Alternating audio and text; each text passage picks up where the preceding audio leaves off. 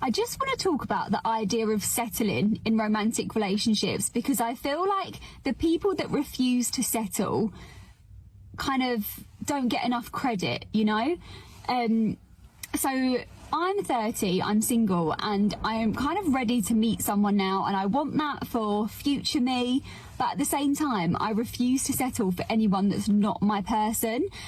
That is why you fail. Just because a man is older than you does not mean he has money, and it does not mean he has his shit together. If he has not gone to therapy and worked through his traumas, he is going to put you down and make your life absolutely miserable. Oh, okay. I haven't had a male friend who has not tried to rustle in the hay. I sound like my dad. Have not had a male friend in my life that has not tried to pursue me in some type of way, usually sexual, not romantic.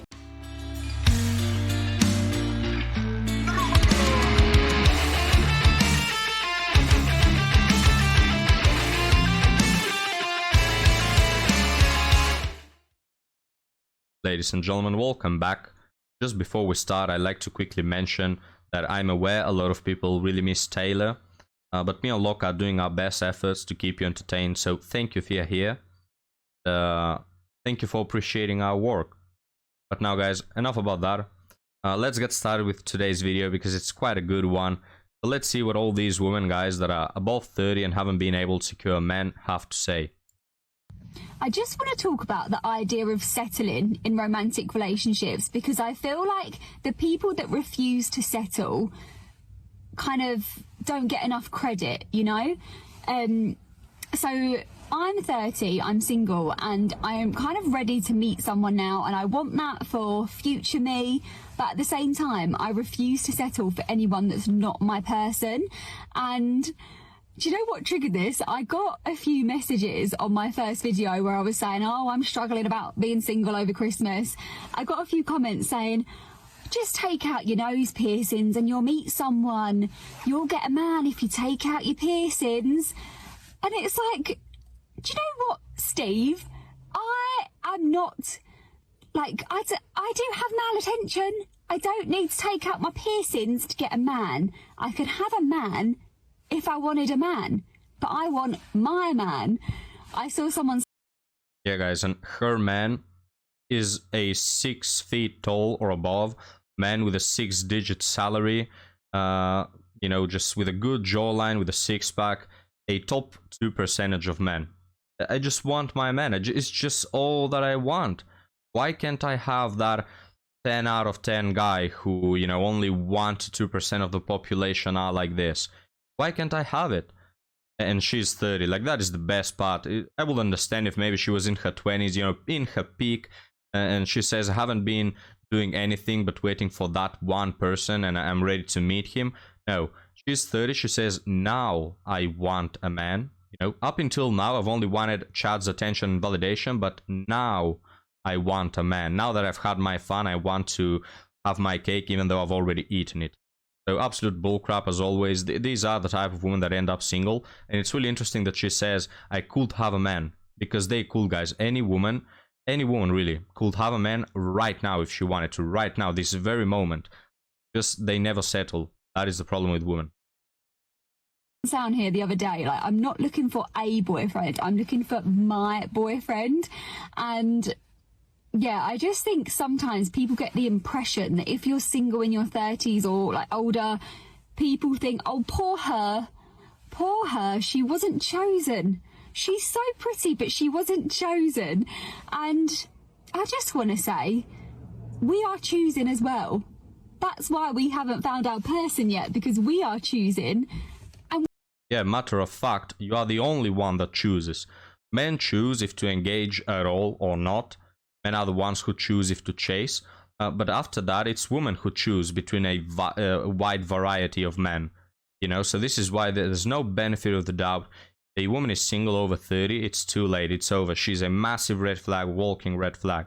It just shows that she has all these options to choose from, but she has unreal expectations, and oftentimes that comes with a bad dating history. haven't found it yet, you know? So don't feel sorry for us. Yeah, we want it to happen, but we're not going to live a lie, you know? And I just think it takes a lot of strength, and we don't get enough credit. So if you're in my position... No, it doesn't require strength. It requires delusion. That is not a good thing. So you're not going to get any credit. If a fat, overweight man who has nothing going on for him, you know, and he's a massive simp, if he says, people are not giving me enough credit because I'm not engaging with women, I just want to date, Scarlett Johansson, you know, why don't people give me credit for that? Credit for what, you dumbass? You're literally so delusional. You don't understand the world you live in. You don't understand the dating market. You're over 30. You know, you don't understand that. You want credit for that, for being delusional. I'll award you. You know, I'll give you that. I'll give you the medal for most delusional woman. Congratulations.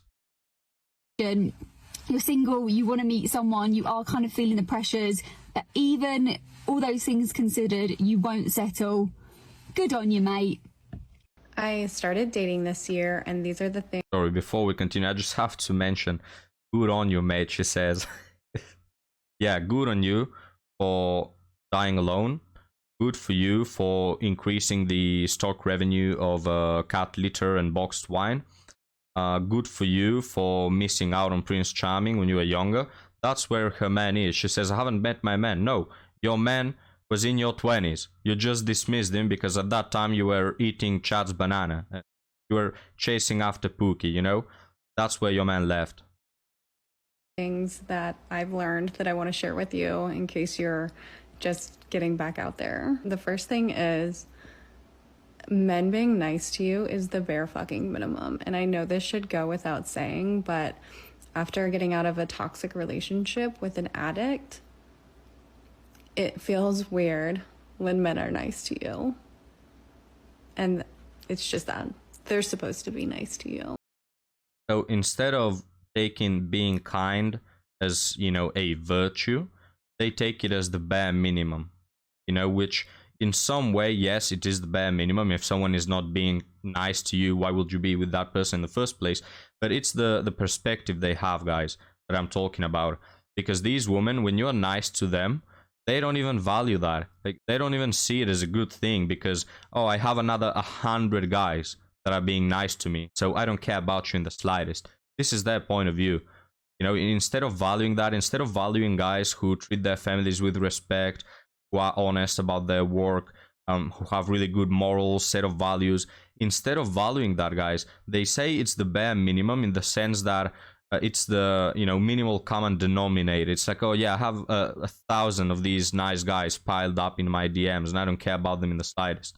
And that's why they chase the bad boys, because they are the, you know, the ones who don't care, the ones who are rare, the special ones, you know. They don't care about the common guy. So being kind nowadays, it's like a virtue taken too far for men, because women do not value men who are nice.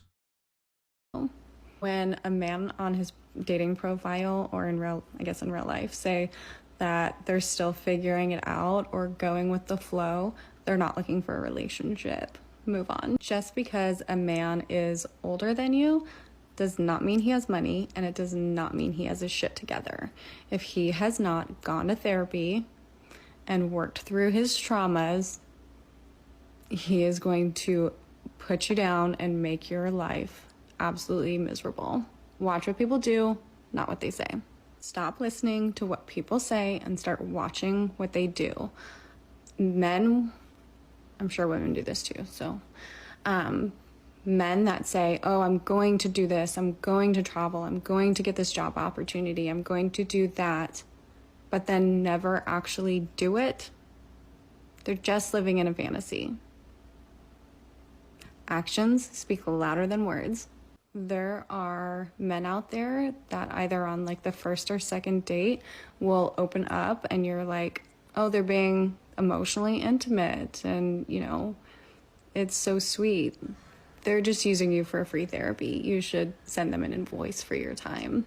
People will tell you what their insecurities. Oh, wow. So before we continue, guys, just so you know, if you don't open up to women, you are being emotionally unavailable. You know, you're lacking emotional intelligence. Yet when you open up with them, oh, they just want free therapy. Interesting. I guess there's just no right way with these women. You know, you just can't please them. There's no correct option. No matter what you do, you're screwed. With most of the other advices, I do agree with. My only question is, what do you guys think?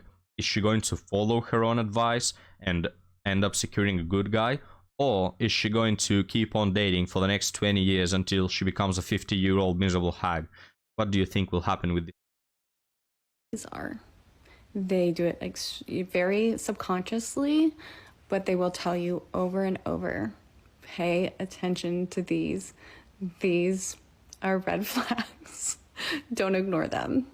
Pay attention to how you feel before a date, during a date, after the date, and listen to your intuition. If something feels off, don't second guess it. Move on to the next. This is the best advice she's given. This is the advice I give on my channel every single day.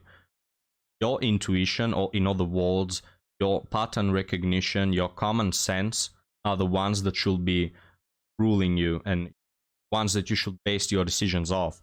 So as she herself mentioned, if something feels off, let it go. Now in this woman's case, she's dating over 30, so something is off. What have you been doing for the last more than 10 years that you've been an adult and you could have secured a man? What have you been doing? Are you divorced? Did you kick out your man? Are you a single mother? Have you been dating around multiple men? You know, all those things, they are bad red flags. So moving along, I'll use your own advice to dismiss you. Thank you. I really appreciate men who find me attractive and simply compliment me instead of trying to make me a conquest. I haven't had a male friend who has not tried to rustle in the hay. I sound like my dad. Have not had a male friend in my life that has not tried to pursue me in some type of way, usually sexual, not romantic. Really important thing that you mentioned there. First off, just in a parenthesis, this is why a lot of people say that there are no friendships between males and females. Of course, there are some exceptions, but yes, for the most part, men and women simply being buddies, not the case. Massive red flag when women have a lot of male friends. Second thing, again, this is why women, they just always have options. This woman is not the most attractive one. This woman, nothing special, you know, but still, she mentions like, most of my guy friends, they have tried to hit me up. And yes, most of them sexually, you know, it's true. But not all of them, you know, not all men just want to sleep with you. Some of them wanted to have a relationship with you. So what happened with them? Same case with the first woman. Oh, they were just not up to my level. These women, guys, you can't excuse them. They have hundreds of options, and yes, a large proportion of that, they just want to hook up, get that. But still, even if we remove all of those men, you're still left with dozens of men who wanted a relationship. Not all of them are compatible with you. Not all of them are what you're looking for. But when you dismiss 100% of the good guys, Adam, that's on you. You know, like, yes, we are understanding that not every man who wants to commit to you is the chosen one. But madam, it's like, these women, guys, they dismiss throughout their lives more than 100 guys, and when they wind up to 40, they say, where have all the good men gone? What has happened to them? You know, why are there no good men around? Well, it's because you've dismissed them all. What the hell? Another thing is, personally, and I think a lot of women who are beautiful and have a light, because there are a lot of men who actually hate how attractive we are. No, that is a lie. Men don't hate women being attractive. Personally, I've never heard a friend say, damn, man, my girlfriend is just so attractive, I hate it. No, it's we hate what you do with that power. Because you have the power to be attractive and it just changes so much in our society. You know, the halo effect and all that. Being attractive is such a benefit, such a power, such a responsibility. We hate what you do with that. Because you being attractive grants you for free what men have to fight for. Men have to fight to be competitive, to be better than the rest. Men have to fight for your attention. They have to chase you. They have to be romantic. They have to earn your attention, your respect, all that. You don't have to do nothing. You just have to sit there on your ass. And just because you're attractive, you already got all that, right? And then what you do with that power, in like 90% of the cases, women nowadays, they go for the bad boys. And they objectify themselves. That's what we hate. You have it so easy. The only responsibility you have is to, between all those men, to pick one, to choose one who you're gonna stay with. And instead of that, you 304 around, you chase the unavailable man, you become single mothers, you trash your kid's life, you divorce your ex-husband, leading him to a miserable position. That's what you do with your power. And gentlemen, before you come over here, you haven't lived this experience. I'm not trying to argue with y'all. I'm a lover.